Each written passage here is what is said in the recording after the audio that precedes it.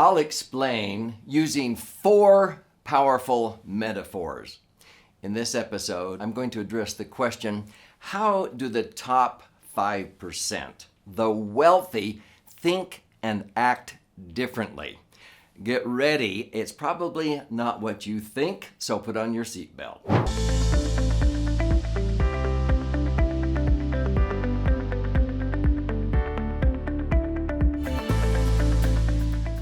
So, my name's Doug Andrew, and I've been a financial strategist and a retirement planning specialist now for north of 48 years. And so I've met with thousands of people. Many of them are very successful, some multimillionaires, some billionaires.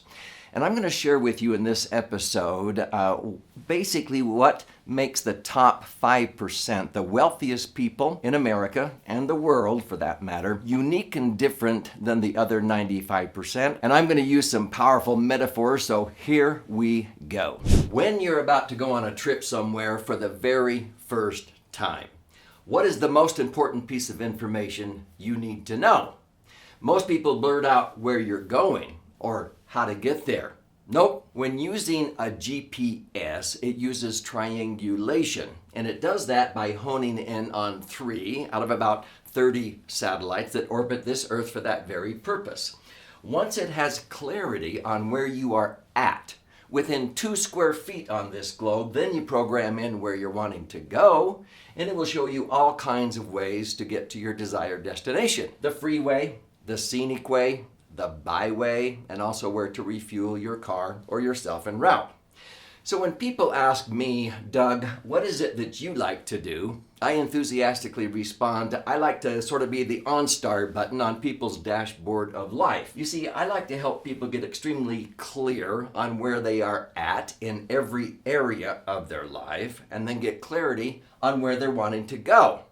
Then the path to get to their desired destination can be easily mapped out, sort of how to live the life they want to lead. Now, a very good friend of mine, strategic coach Dan Sullivan, told me one day, all progress begins by telling the truth.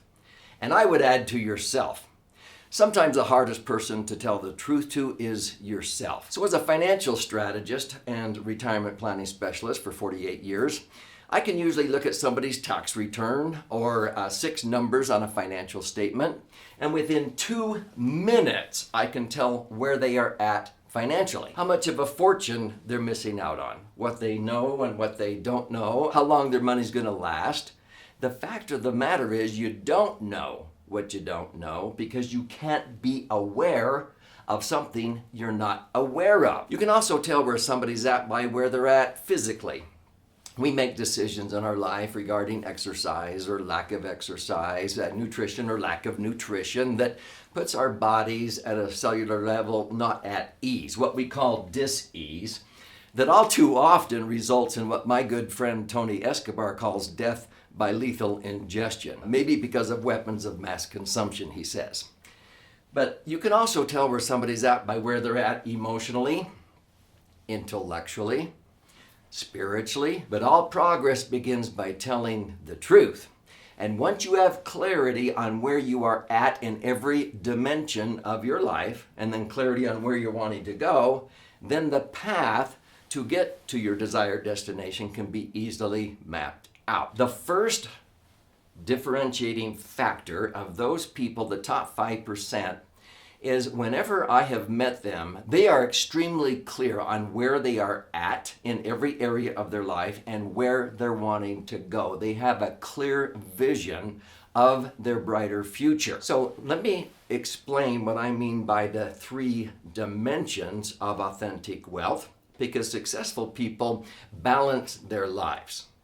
So there are 3 dimensions of what I call authentic or true wealth, because when we say the word assets, most people think of things such as your house, your real estate, your cash, your stocks, your bonds, and so forth. But those are just material possessions. They're just things. When I ask people, what are the most important assets that you value, that you cherish, that you possess on this earth? Now they say family, relationships, health, your faith, your belief. See, these kinds of assets involve people. So we call these human assets. They are our core assets. I put these under the foundational assets for abundant living. They would also include your heritage, your talents, your unique abilities, charitable foundations, and so forth. There's a third dimension of authentic wealth that involves the wisdom that we gain throughout our life, and that's our intellectual assets. Wisdom is a product of knowledge times what? Experiences. Just the good ones? I've actually learned more from my bad experiences in life than the good ones.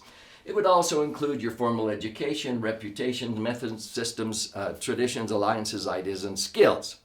So these are the three dimensions of authentic wealth, like a three-legged stool, the three satellites in the GPS of every one of our souls.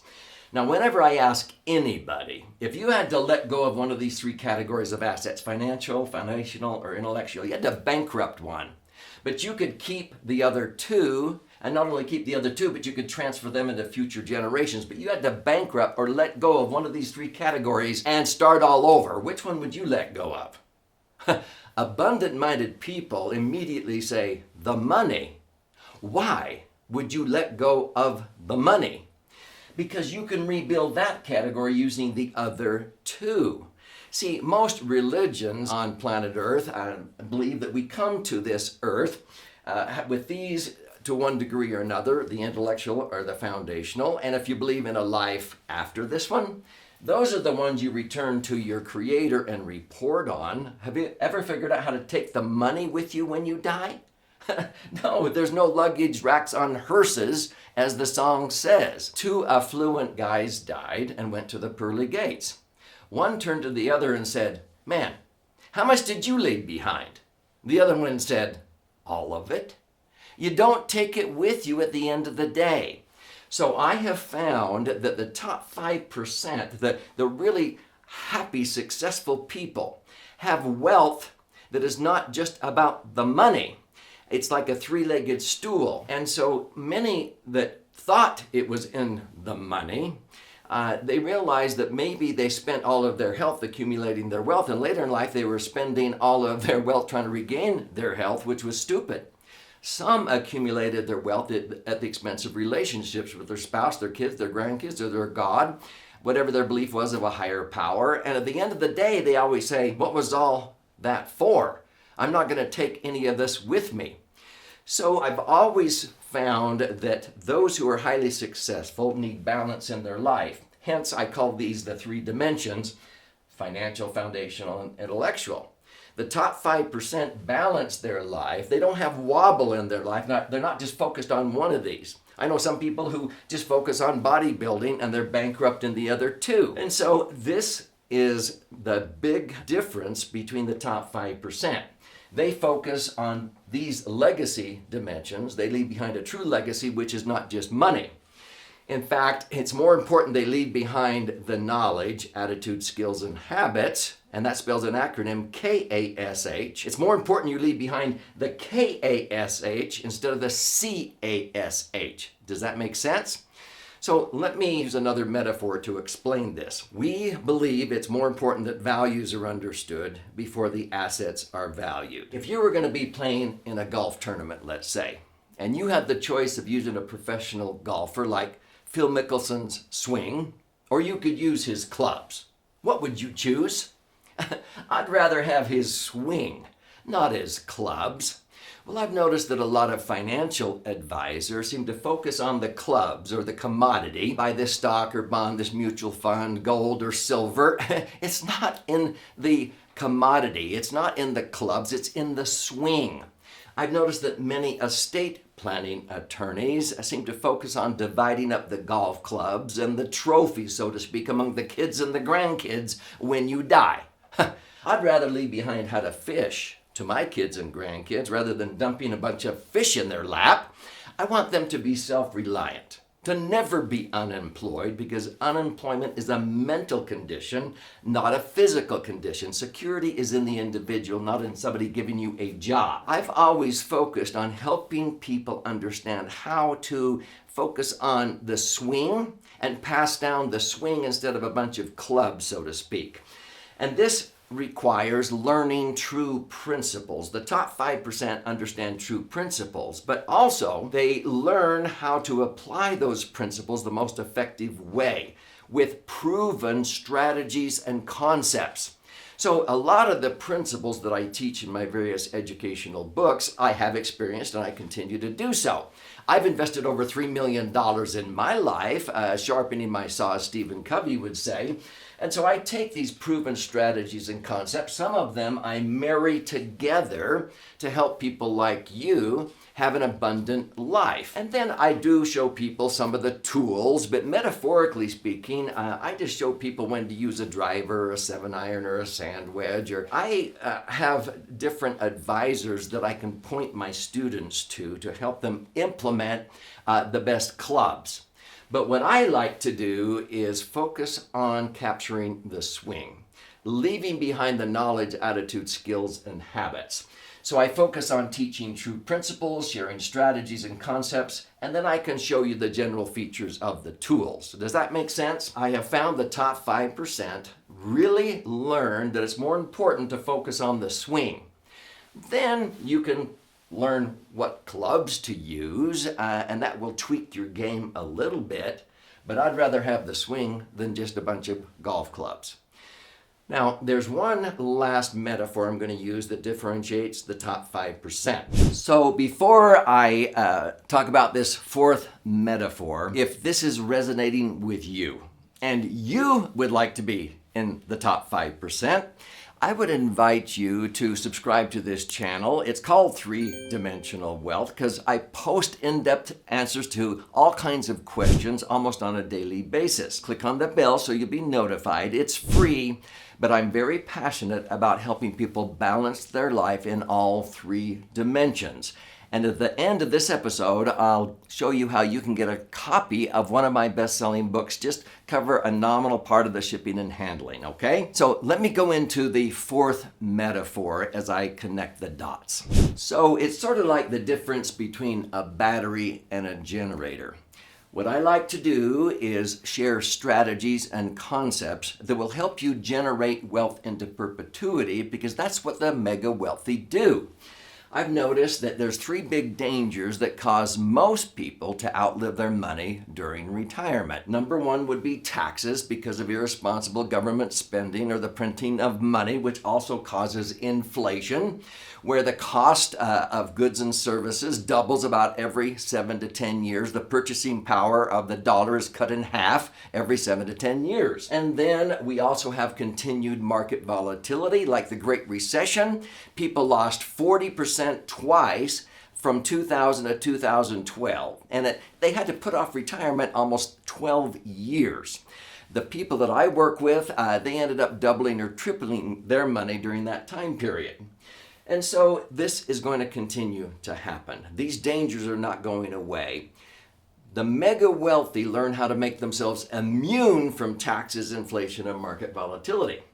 And so instead of trying to have your money in a portfolio of stocks or mutual funds to create income, because Wall Street was never built to create predictable income, because Dalbar says the average investor in the stock market in retirement is only getting about 3.5% average rate of return because they're buying and selling at the wrong time. Hence, there is a 4% rule. The financial services industry only wants you to pull out 4%, $1 million nest egg. They only want you to withdraw $40,000 a year. That's pretty pathetic. And then you have to pay tax on that.